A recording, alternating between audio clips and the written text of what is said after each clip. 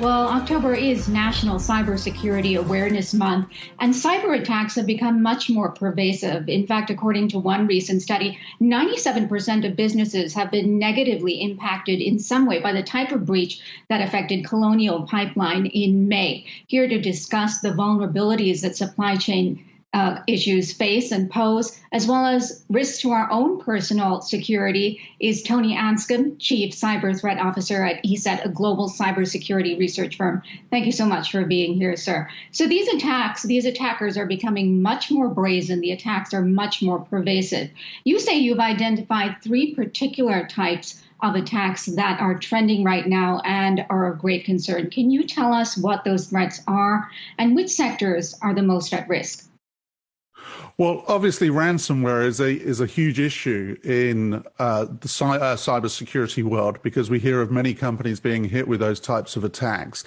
But if you look beyond that, how does the incursion actually happen? So, cyber attackers coming in through remote access protocols. Phishing is a big issue.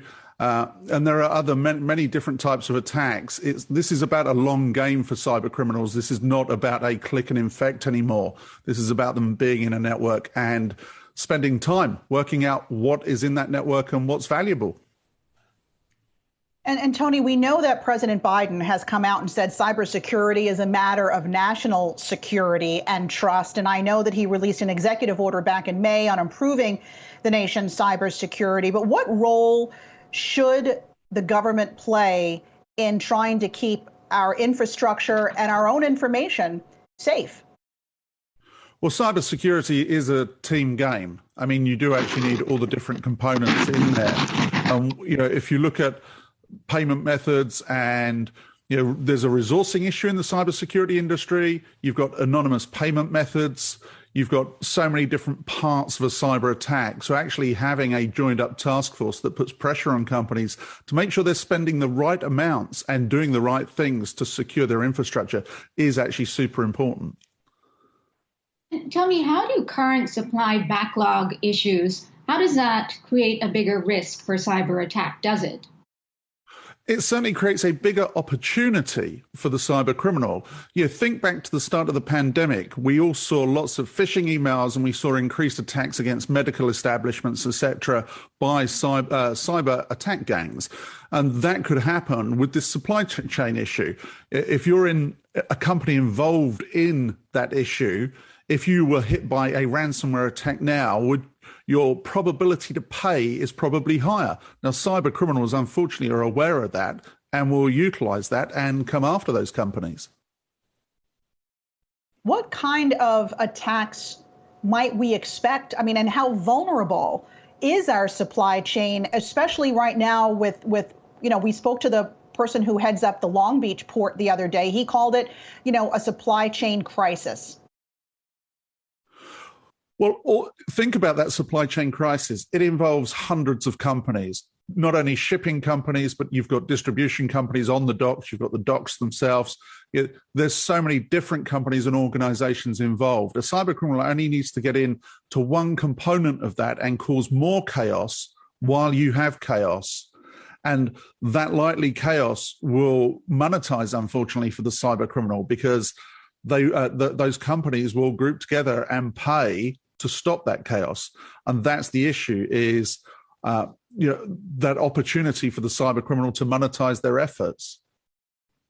And so how difficult is it to find trained professionals in this field? President Biden recently said that there were 500,000 open vacancies in the field. We know at Colonial Pipeline, there was an opening for a security manager open for a long time when they got hacked. Cybersecurity professional resourcing is an issue, and whichever number you believe, I think I've seen numbers all the way from that 500,000 all the way through to 2 million people being short in the industry. But there are also tools available to companies that help them focus. So look at the interesting things or the things that are more urgent for them to go look at in their networks. And of course, they could outsource and use managed service providers or expert companies in the field as well to bring in that outside resource as well. But there is, without question, a big shortage.